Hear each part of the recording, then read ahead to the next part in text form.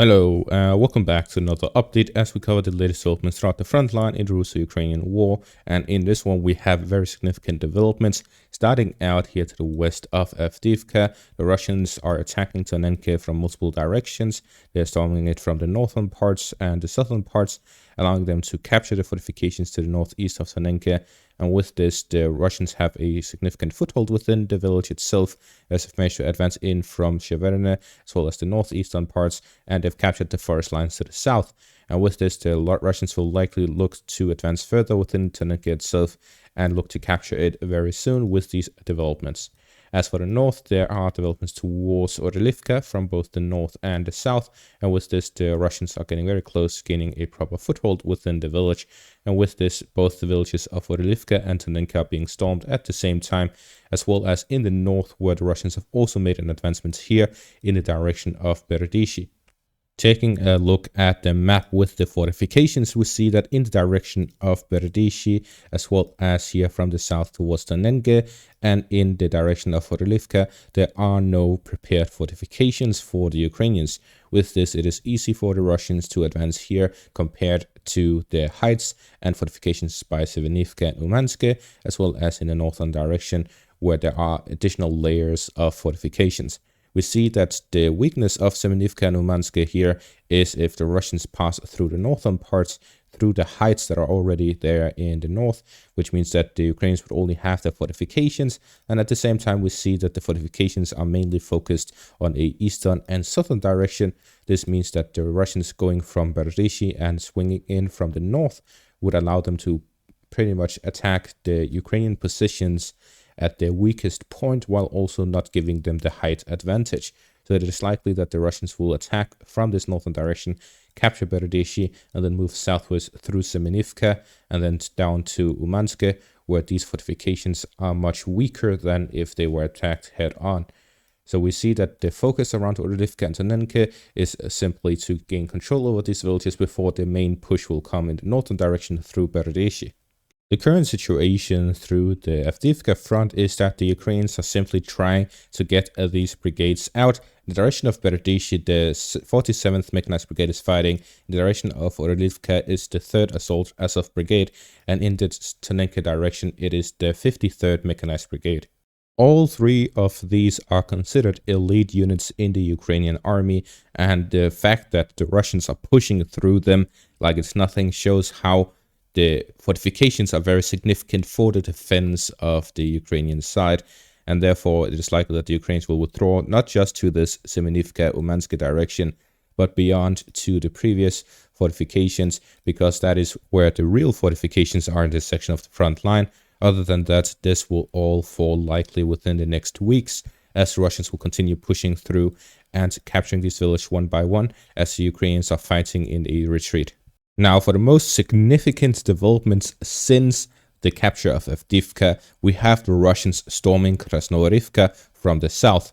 The reason why this is so significant is because if we take a look here at the map with the fortifications, we see that there is a very significant amount of fortifications both to the north of Krasnohorivka and to the east of the city. And with this, we see that the Russians are disregarding all of these fortifications and just going straight for Krasnohorivka from the south. There's the river line here to the west, southwest of the city. We also have multiple layers of forest lines, and there are a few fortifications to the south because of the natural barriers. But despite that, the Russians have now reached the outskirts of the city and have even made assaults towards the city itself.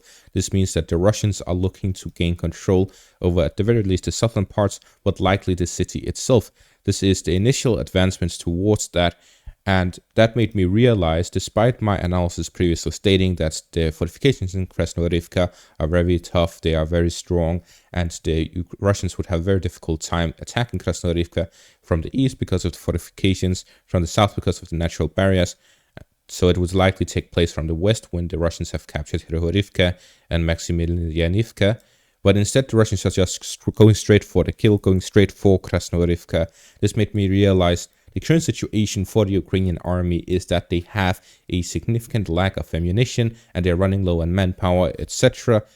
This may be a permanent thing until the end of the war. It may also be a temporary thing if the West starts giving significant aids to Ukraine, or even with this article where Francis Macron says sending troops to Ukraine cannot be ruled out, in whatever scale that may be. NATO soldiers going to Ukraine to fight for Ukraine against Russia, that cannot be ruled out according to Macron. This is a very, very significant statement.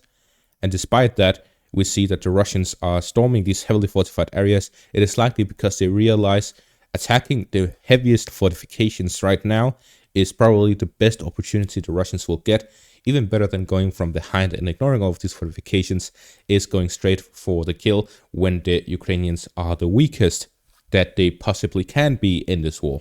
Going back to this article, because it's a very significant statement to make, the only information we have is that the Slovakian Prime Minister said that this was something that was being discussed.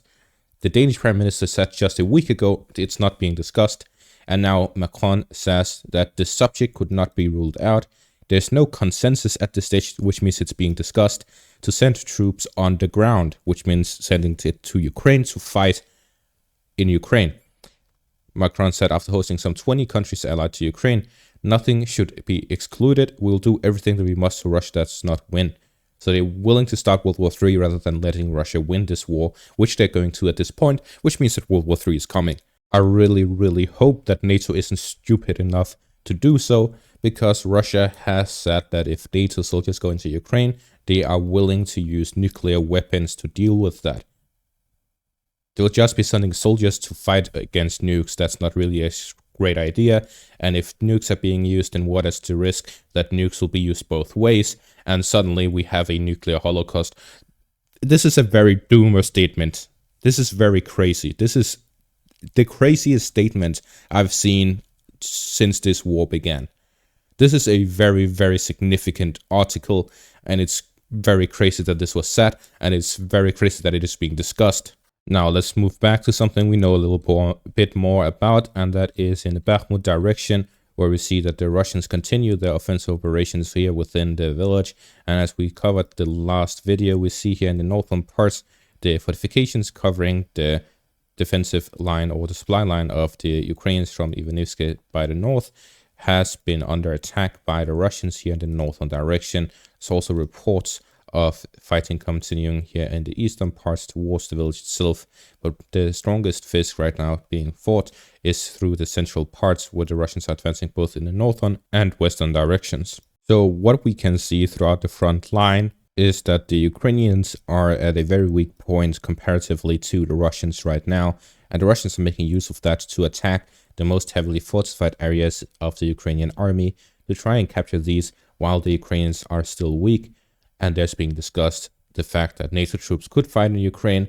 There's being discussed additional weapons to Ukraine. A lot of things are being discussed. All of this in an attempt to pretty much, it could also just be a statement to promote negotiations, to make sure that Russia is willing to compensate Ukraine for the war, etc., to make it easier for a negotiation to take place. But it could also be a very realistic statement, considering the European leaders of today. I wouldn't put past them to start World War III. And that is going to be all for this update. Thank you all for watching and have a great day.